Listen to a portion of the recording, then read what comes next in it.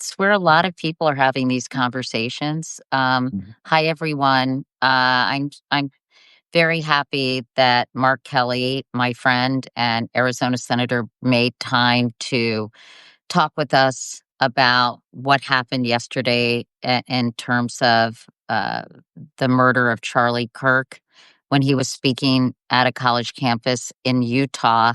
You know, Mark is somebody I think about immediately because I covered the assassination attempt of his wife, Gabby Giffords, who is a remarkable human being, as is Mark. And gosh, Mark, I spent a lot of time, reading things, watching things, listening to pundits yesterday. And, I have such conflicted and complex feelings about all of this and what's going on in our country. And I was really, really happy to have you join me and kind of talk through this, really as friends as much Mhm. as a political leader. And I'm just curious. I mean, I know that this is deeply personal for you, Mark. And when you heard the news about what had happened to Charlie Kirk, I'm sure you had a flashback to what happened in January 2011 to Gabby, and you knew full well what it was like for Charlie Kirk's wife and family to receive this devastating news. Tell us what emotional impact that had in real time when you heard the news yesterday. Well, thank you, Katie. I was actually in this office here. This is my Senate office in the Hart Senate office building in Washington, D.C. And we're talking about a totally unrelated issue to this. We're talking about cancer. And open the door, and I hear from my staff that Charlie Kirk had been shot. And with any of these, your initial reaction, and it was the same for me when I got that phone call, the initial phone call about Gabby being shot, is you don't go right to the catastrophic, Hmm. and I did that personally on that day, is that I thought, well, maybe, probably, she's just mildly injured. Yeah, magical And then, thinking sort of starts to take over, doesn't it? yeah, yeah. And I think, I'm an optimist, right? I, and But then in 2011, which by the way is how we met, is after Gabby was nearly assassinated. For me, it was that second call where Gabby's chief of staff gave me the devastating news that Gabby had been shot in the head, and it was sort of almost like the same kind of timing with what I heard yesterday. Charlie Kirk was shot, then he was seriously injured, and then he was deceased. Kind of the same cadence. And by the time we got to the point, and I was shown the video by one of my staff members, and when I saw the video, did not seem survivable. And then I thought about immediately about his wife and the phone call that she was receiving, and how devastating and just so defeating. That this happened to her husband. She's got two kids. I mean, I have a grandkid the same age. I mean, my oldest daughter, Claudia, is the same age as Charlie Kirk. And just to think that this can happen yet again in our country, that somebody, and I didn't agree with Charlie Kirk on, you know, probably not many things at all, very few, if any. But I'll tell you what I did agree with, and I would fight every minute of every day for him to have the ability to be out there and speaking about the issues that he cares about and giving his opinion. It's a right that every American has. And we have to fight for those rights. And things like this, they have a real impact on people's rights. The right to, just peacefully, gather in a place and talk about issues. I'm sure some of the people there wanted to talk to him from the, other side, the other perspective. Hmm. And that's good for our democracy, to have differing views and have open debate. And then to have this, what I feel is an un-American, ultimately an un-American thing to happen, which is somebody shows up with a gun and ends it and shoots somebody and murders them. It is a despicable act, and we all have to stand up against it.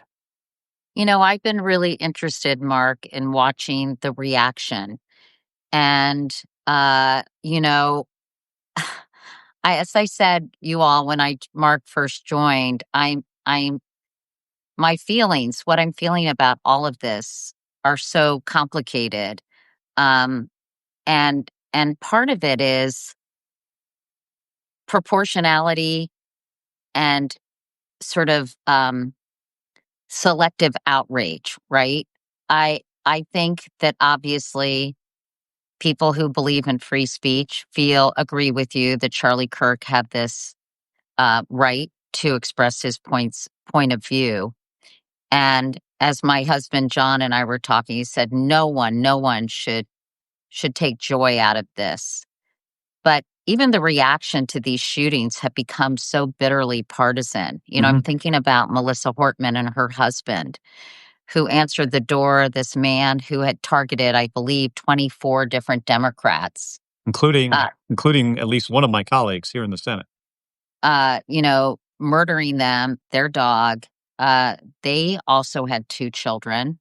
I know that Donald Trump issued a statement condemning the violence, refused to call Governor Tim Walz, said he was a mess and it would be a waste of time. And the reaction to these two separate incidents have been extremely polarized, right? Right. And it's been really interesting and frankly kind of distressing to me that a that without any evidence to support it, the president of the United States immediately blamed the radical left.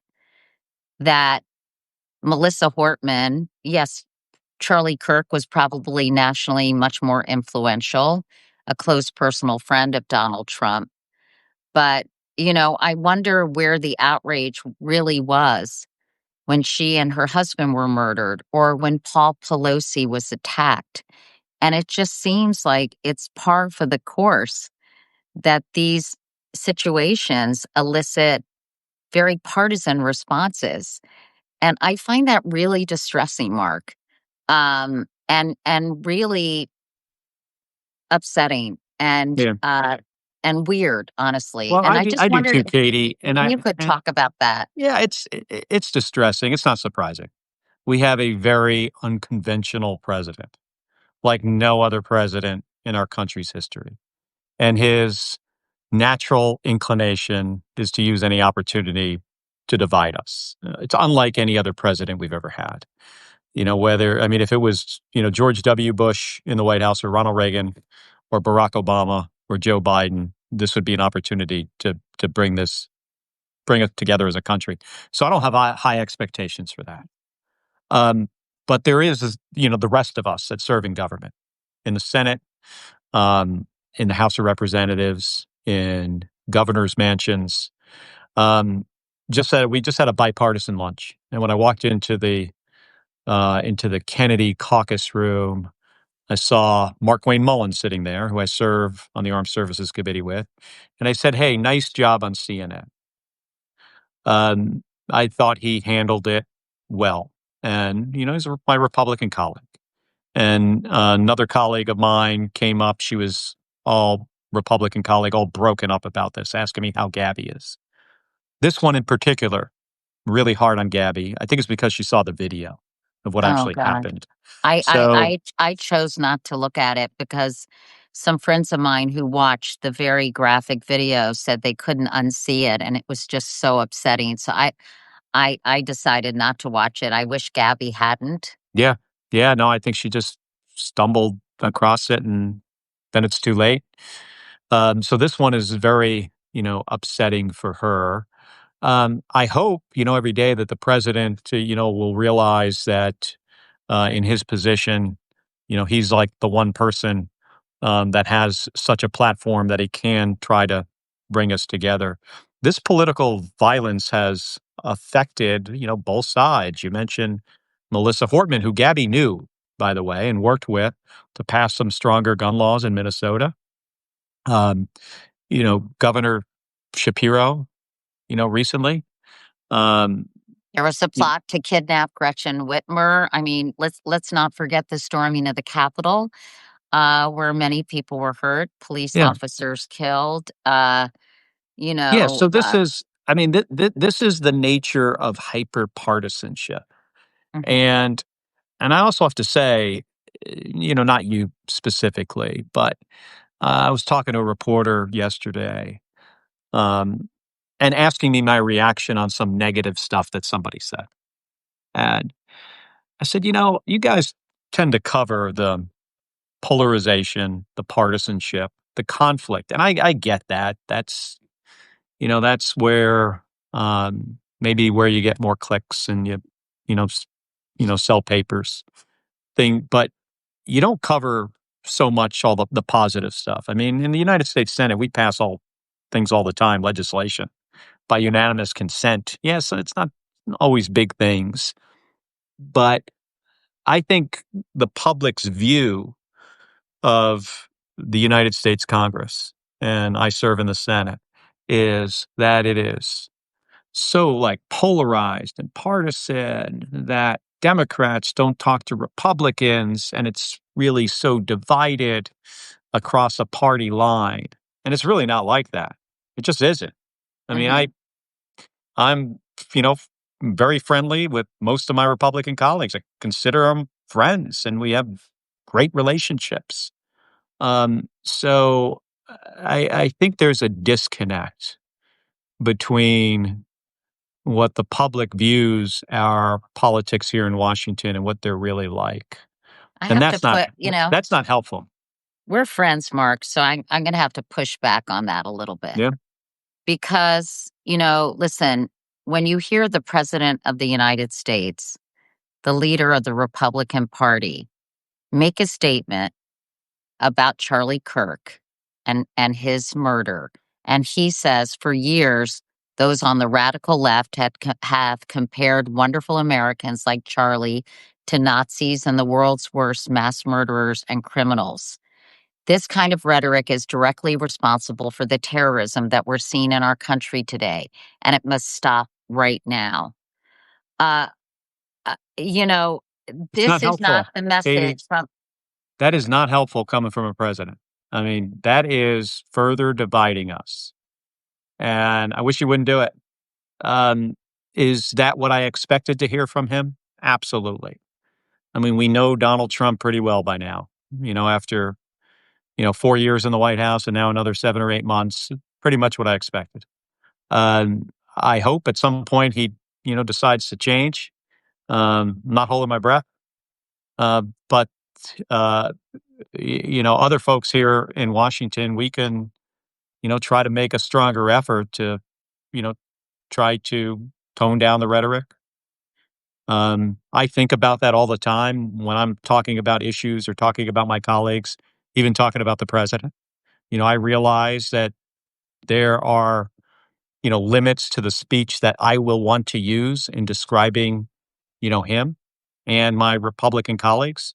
We battle it out over, issues all the time. I mean, and we're fighting. I feel like we're fighting for the American people, for their health care, for them to be able to afford things, food benefits for people who can't afford food.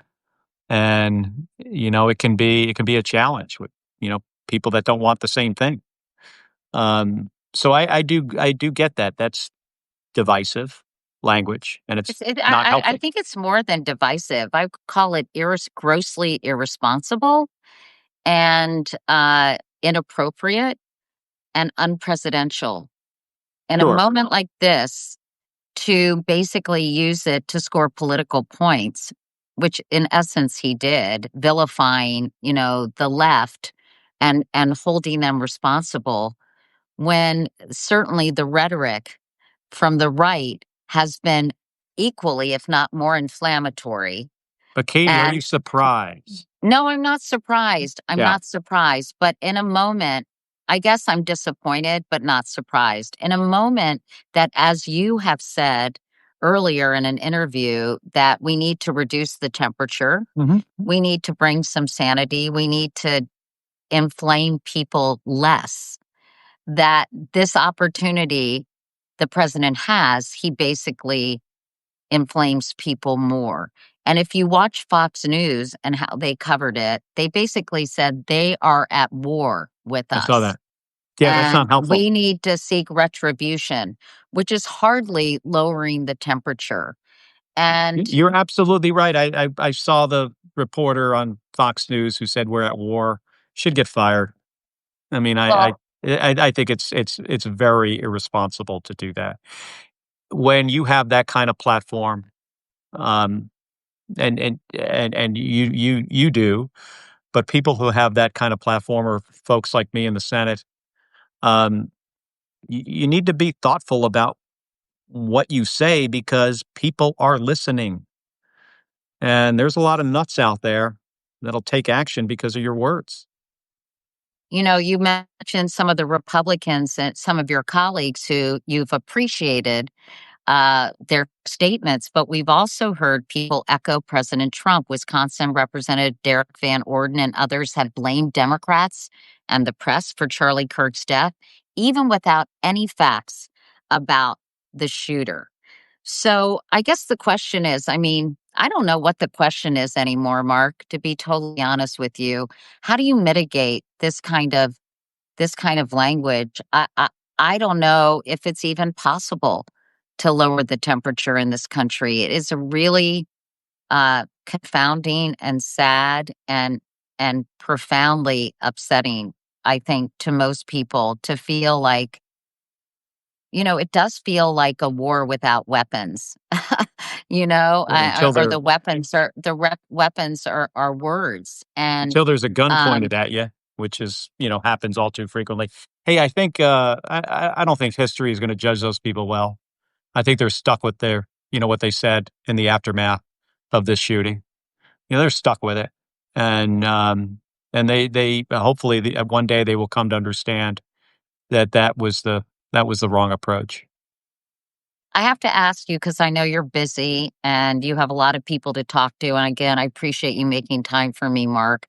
Is you know, reducing gun violence. Charlie Kirk has famously said his quote was all over social media. I don't have it at the top of my head, but it was basically, you know, the deaths of a certain number of people are justified for us to have the right to bear arms. I'm paraphrasing everyone. He basically said it was a prudent. Do you have that quote from Charlie Kirk by any chance, Adrian, about guns? But anyway, It had yeah, the it had the word I Second think Amendment in it. Yeah. everybody has seen it. Um, and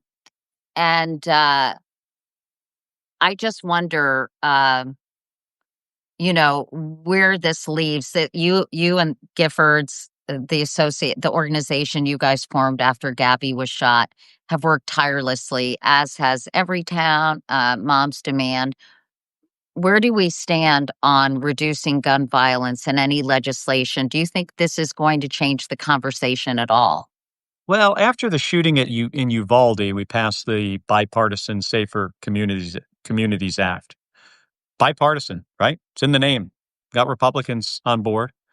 It's unfortunate that it often takes some kind of national event with a lot of attention to be able to then take a step in the right direction federally.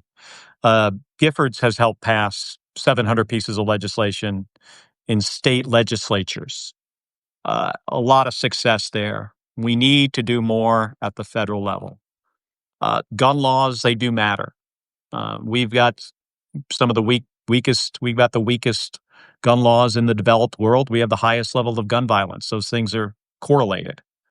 Um, I was talking to one of my Republican colleagues about this today on the floor of the Senate about like, Yeah. this is maybe we could do, some more here on the backs of this, but also on the backs of the Bipartisan Safer Communities Act, which happened a couple years ago. So it's an opportunity. We'll continue to talk about it, work on it. This is the United States Senate, though. I often think, Katie, that if NASA had the rules of the U.S. Senate, the rocket ship would never leave the launch pad. I think you're It's right. it's hard. It's hard to get things done here, but it's And not that impossible. And I hope the American people know, and your viewers know, that there are Democrats and Republicans trying to figure out the next steps here to try to get the temperature turned down and try to get us back on the right track, because there's a lot at risk here. Not only I our hope it democracy, I but hope we're also not the too people far participating. I hope we're not too far gone, Mark. And just in closing, I find it really another confounding thing that these school shootings happen. There have been 90 incidents of gunfire on school grounds in 2025 alone, 29 deaths, 69 injuries, according to Everytown. And, you know, heartbreaking stories. And yet the outrage, it seems virtually non existent among many of your colleagues on Capitol Hill. I think it's become an accepted part of American life.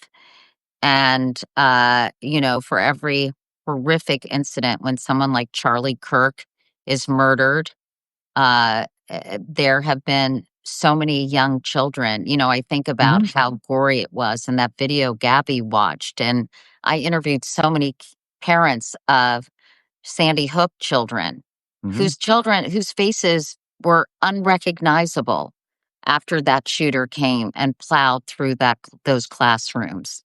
So I would only ask that people are outraged for any human life that is taken through gun violence, and that because they may be aligned with their political views, don't have the sympathy or empathy that Charlie Kirk derided as a woke emotion that is a waste of time.